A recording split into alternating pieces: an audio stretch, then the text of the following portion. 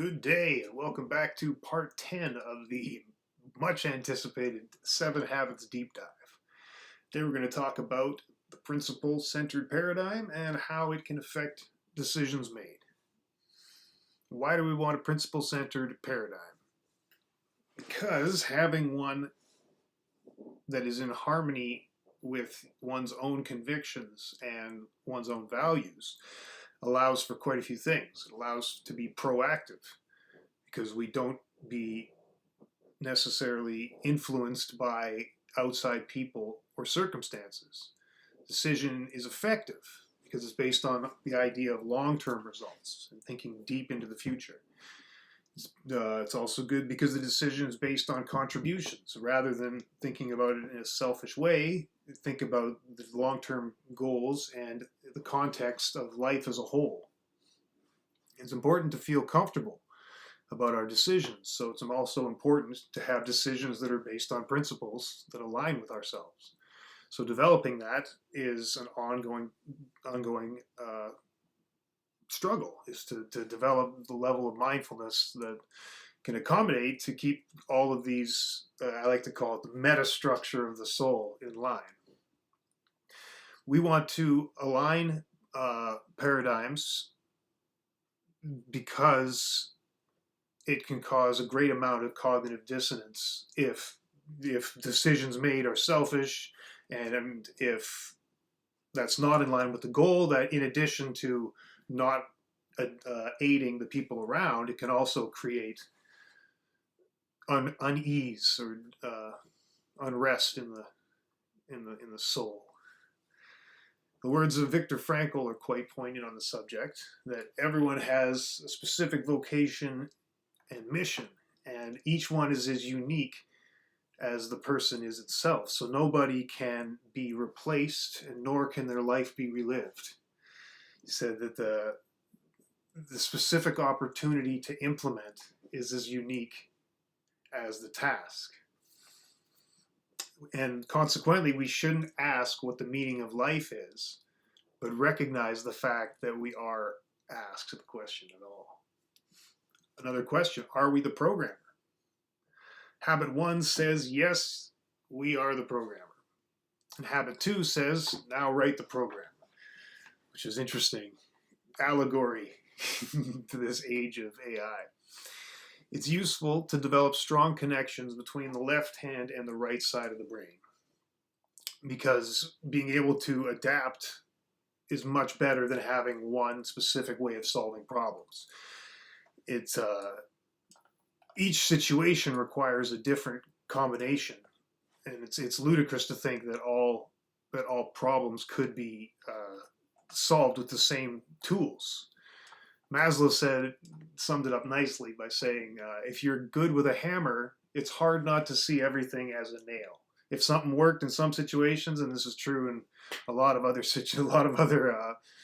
things, that something that'll work in one case will not work in another. It's all about those exceptions that make the situation different, even if it's rare, because everything has something rare about it, and those are the things that can affect what should happen most of the time. Thinking about this and all this existential concepts, it helps you reevaluate life. And it turns out that if we feel that we're running out of life, love emerges as the dominant theme. People tend to think less of the needs and short-term goals and think more of long-term, what's important in an interpersonal level. A useful exercise is to imagine ourselves in dangerous situations, very difficult situations that might be rare, and try and think, how would we act? How would we react in those dangerous situations? But it's important to be careful to visualize in harmony with the basic thought. It's like a way to prime the brain, to think ahead of the rare situation that might occur and how to handle it, and that really gives an opportunity to practice how to implement some of these more complex lines of reasoning. We're trying to develop this powerful decision tree but it's not going to be perfect at making decisions immediately. It's going to need lots of practice, but you don't want to necessarily get that practice in the field like a soldier. You know, they want to do as much training as they can, not in the actual situation. So it takes a while to develop fast ability to assess and be sufficiently mindful to any situation.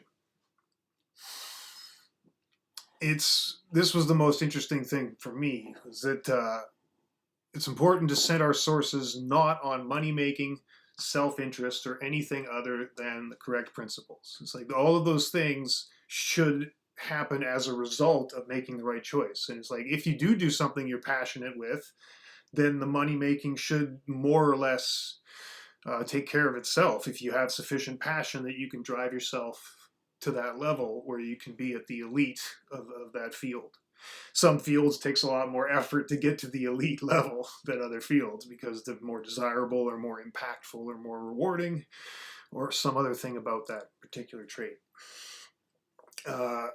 One final pitfall that people tend to run into when they try to implement these 7 habits is not thinking broadly enough. And that leads to a loss of the perception of proportion. I think that's the most powerful thing. It's just another example of how it's a reality of humans in an evolutionary sense that we tend to notice things relative to proportion rather than the actual truth. Like $10 is the same $10 whether you have 100 or whether you have 10. But if you spend 10 when you have 10, it feels like more because it's a larger percentage. So we're more multiplicatively inclined, as it were. And as an example to finish on that I had about that very thing, the loss of proportion when we don't think broadly enough, is if someone has some sort of a rewards-based system based on completion of very discrete units of work, then it's possible for perhaps there to be a drought where there's behind schedule for each time, and it may seem like it was a huge step backwards, and it could be, but it's more likely that enough was learned during those times that it can help propel to the elite level where there are so few mistakes that the productivity is off the charts. So to keeping the conception of proportion is the final thing to think about when dealing with these paradigm-based virtue systems. Beautiful. Have a great evening.